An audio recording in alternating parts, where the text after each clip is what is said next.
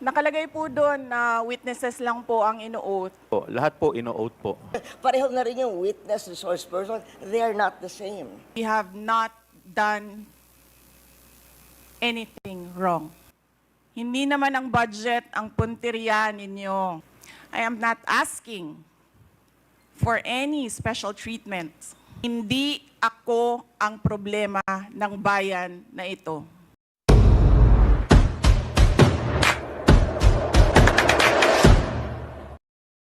Oath of the invited guests and resource persons. To all the resource persons invited, kindly stand up and raise your right hand, please. Representatives and resource persons from the Office of the Vice President, COA, and DBM po. Thank you, ma'am. Mr. Chair? Yes, the Honorable Yes, Vice when you President. sent a letter to the Office of the Vice President, you attached a copy of the rules Okay. in aid of legislation. Yes po. Yes, sir. Sabi niyo po ngayon sa amin, resource persons kami.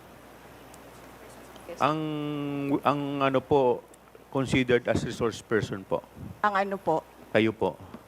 Kaya nga po, Yes. yes, Apo. nakalagay po sa rules ninyo, witnesses, nakalagay po dito ngayon sa table, resource persons. Lahat po considered as resource person and witness. Lahat po naman kayo, lahat resource person pa eh. Wala pa naman po tayong tinatawag na, lahat po considered as resource person pa lang po. Right. Opo. Ang nasa rules ninyo, witnesses lang po ang nag-o-oath. Wala po kayong rules sa resource persons.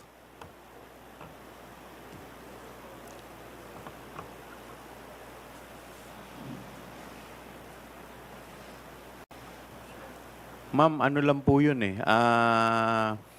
Yung term lang po yun eh. Pero considered as a resource person din po kayo eh. Yes, sir. Opo. Resource persons nga po Kayo nakalagay witness dito. din po at saka resource person po. Hindi niyo po sinabi na witness ako. Sinabi niyo po dito ngayon, resource persons. Ang nakalagay po sa rules ninyo, witness. Comsec, ano po yung pinadala po ninyo? Yun pong rules in aid of legislation.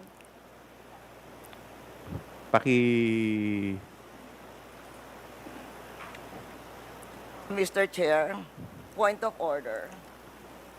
What is the point of order of the Honorable Because Congressman this issue about Macapagal? witness, resource person, etc., etc. Ma'am, pakilakas lang po, hindi po marinig. Persons and accused has been taken up in previous legislative inquiries in aid of legislation. I want to quote a December 8, 2008 hearing in the Senate, where Senator Miriam Defensor Santiago issued, had an opinion on a similar situation, but she quoted a Supreme Court ruling. So,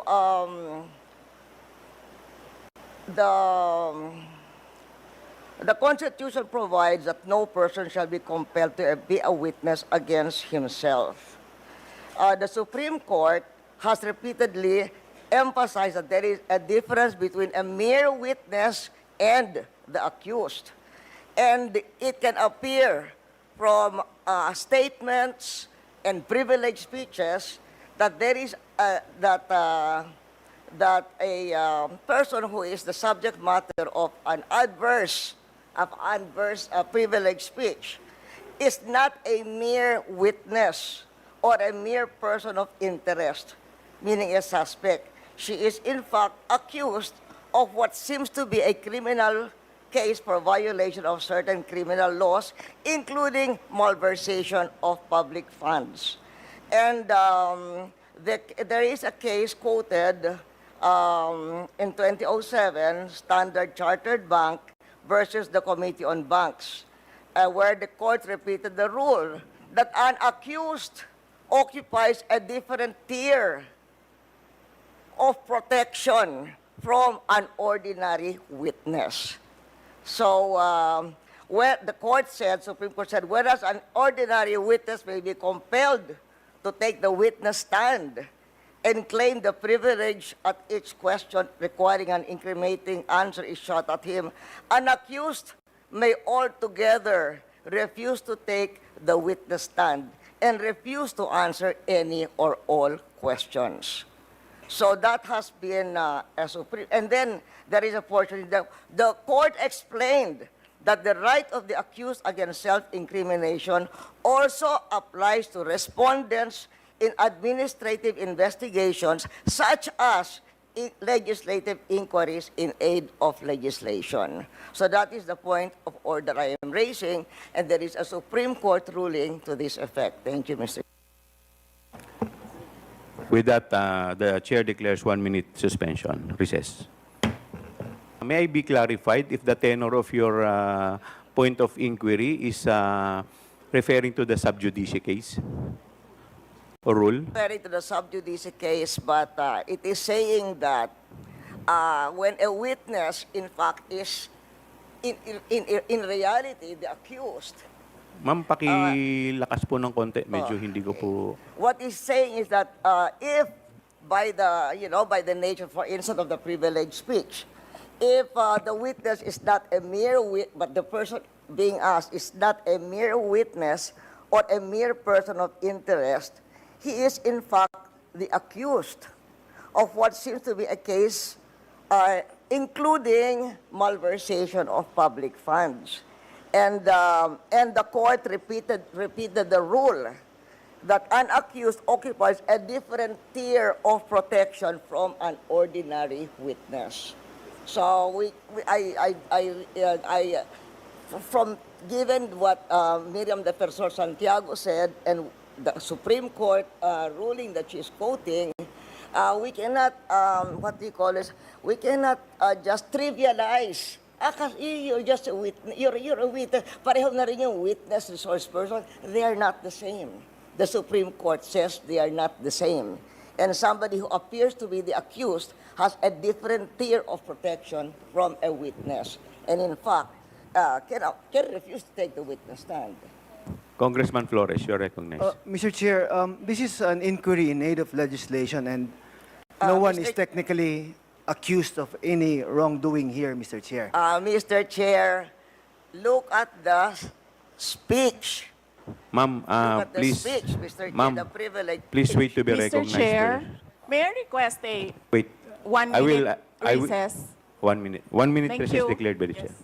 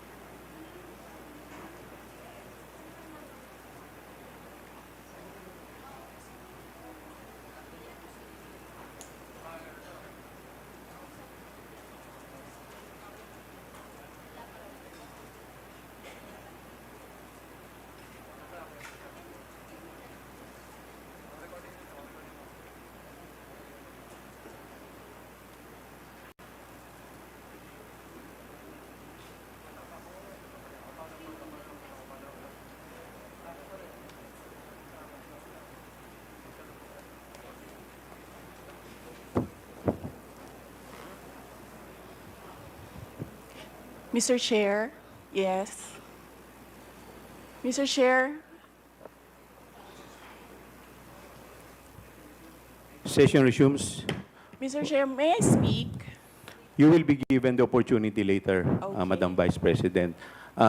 In any event, the point of the Honorable Arroyo is well taken, but we will proceed to the oath taking if the Vice President refuse to take her oath, we will respect that. In the meantime, COMSEC, please proceed with the oath taking of the other witnesses. To all the other witnesses and or resource persons, please stand up and raise your right hand, inviting the DBM, the COA, and other staff from the Office of the Vice President, Your Honor. Okay, please your right hand. Do you solemnly swear that the statements you will give before this committee shall be the truth, the whole truth, and nothing but the truth, so help you God? I do. The oath has been administered, Your Honor. Mr. Chairman. Mr. Yes, Chairman. Congressman Paduano. Of course, you have already ruled with regards to the point of the order being raised by the former president and now representative of Pampanga, Madam Gloria Macabagal Arroyo. But still, there is also a supposedly a pending manifestation being made by the members of this committee with regards to the point of order that was raised. So I think, Mr. Chairman, we have to hear first, but of course you have already ruled, but we have to also to hear the manifestation of the members of this honorable committee. And in that case, you have already recognized the good Congressman Kit Flores. And I think it is just proper to recognize him once again. Thank you, Mr. Chairman. Thank you, Congressman Paduano. The Honorable Flores is recognized. Thank you, Mr. Chair. But I think the ruling was already made, Mr. Chair, and I will submit, Mr. Chair. Thank you, Congressman Paduano. We will now, let us also discuss the administrative. But before we proceed, the Chair would like to recognize the Honorable Bongalon of Ako Bicol, the Mr. Marvin Joshua ano to? Palitik of the Commission on Audit, State Auditor 3, Honorable Marlene Primicias Agabas, Deputy Majority Leader, 6th District, Pangasinan, the Honorable Marcoleta of Sagip, Honorable Micaela Swansing, 1st District, Nueva Ecija, the Honorable Ricardo Cruz, Lone District, Taguig Pateros, and the Honorable Filimon Espares of Co-op NATCO.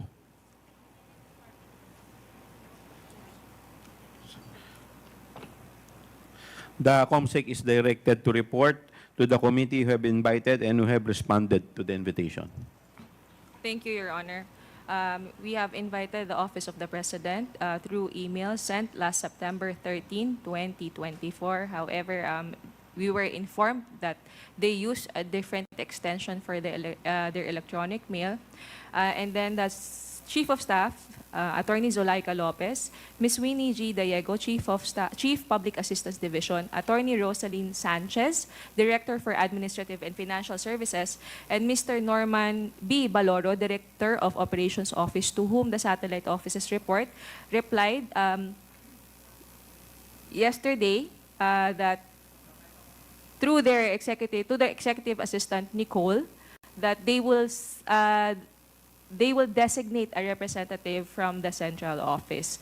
This is the same tenor of the replies from the satellite offices from Western Mindanao, Panay and Negros Islands, BARMM, Caraga, Cebu, Bohol, and Siquijor Satellite Office, as well as Pangasinan. May I also note, Your Honors, that the Pangasinan Satellite Office has read our letter invitation sent on September 13. They have read it on September 14, 2024, which was on a Saturday at 3:22 p.m. because the email sent by the Secretariat has a read receipt function, Your Honor. Moving on, this was the same tenor as well from the Davao Satellite Office, Cagayan Valley Satellite Office, Bicol, and Eastern Visayas Satellite Office. Meanwhile, Your Honor, for the Commission on Audit, we have sent an invitation to Chairperson Gamaliel Cordoba and Director of Legal Affairs, Daryl H. Tonolete. We'll recognize the Honorable Vice President for her message. Yes, ma'am. You are recognized, ma'am.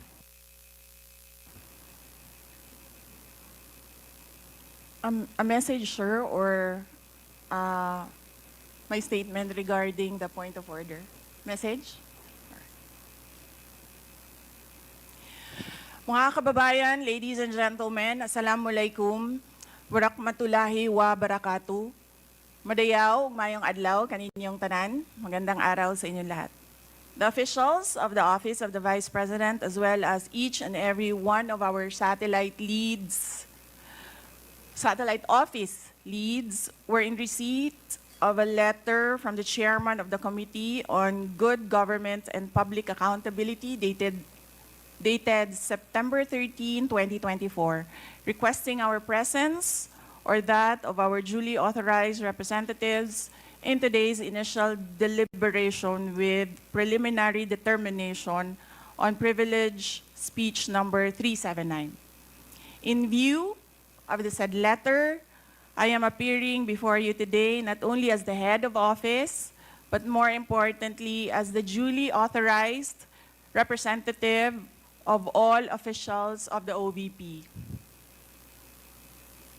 Simply because we have not done anything wrong. There is no misuse of funds. If there are audit findings, we shall gladly respond to them before the Commission on Audit. And if there are legitimate cases to be filed, then we shall gladly respond to them before the appropriate courts. In relation to this, may I just say that I take notice of the opening speeches and nasabi doon, there is a determination of misfeasance, nonfeasance, and malfeasance. And those are cases that should properly be taken in the courts of law. What we are witnessing now is no ordinary legislative inquiry. This exercise is a well-funded and coordinated political attack. This much is evident from the very words of the privileged speech that prompted this inquiry. A speech that simply meant to say, do not vote for Sara on 2028. It is clear to me that this inquiry is not about misused funds, accountability, or governance. Instead, it is solely aimed at discrediting my name and my office to prevent future political contests. I have publicly stated my reasons as to why I've chosen not to defend the OVP's budget proposal for 2025. I have narrated the issues I encountered in previous years, which can easily be confirmed by looking at the NEP, the GAB, and the GAA for fiscal years 2023 and 2024. Further, I have even shared the drama that transpired last year regarding the confidential funds. Hence, just as we have done last year, we again leave the 2025 OVP budget to the pleasure of Congressman Martin Romualdez. I am not asking for any special treatment, nor am I asking you to uphold any tradition. There is no disrespect. All I am saying is that you have the complete freedom to do whatever you wish with the OVP budget. If you feel that all the documentary submissions are not enough, then by all means, huwag kayo magbigay ng budget. Sa totoo lang, hindi naman ang budget ang punteriya ninyo. Dahil napakadali naman magtanggal ng budget. What you are trying to do is make a case for impeachment. Hindi naman ako kakandidato sa nalalapit na eleksyon. hindi ako namumulitika. Ang ginagawa ko lamang ay ang pagtupad sa aking oath of office at campaign platforms na trabaho, edukasyon, at mapayapang pamumuhay. Sinabi ko na noon at ilang beses ko nang inulit na hindi ako ang problema ng bayan na ito.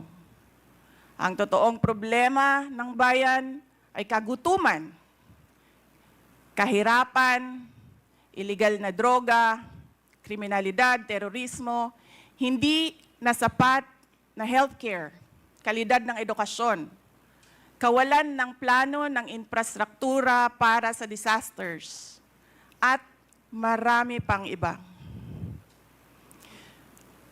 So, you may try to destroy me, you can skin me alive and throw my ashes to the wind. But let it be known, you will find me unbowed. I will continue to serve the Filipino people no matter the personal cost or political intrigue.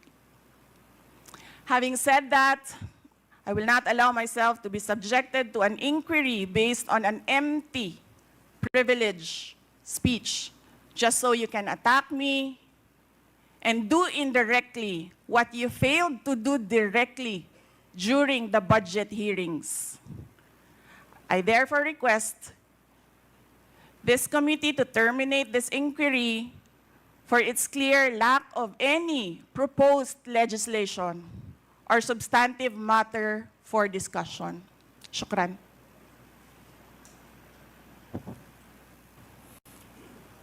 The committee cannot rule on that because the committee already took cognizance of this privilege speech.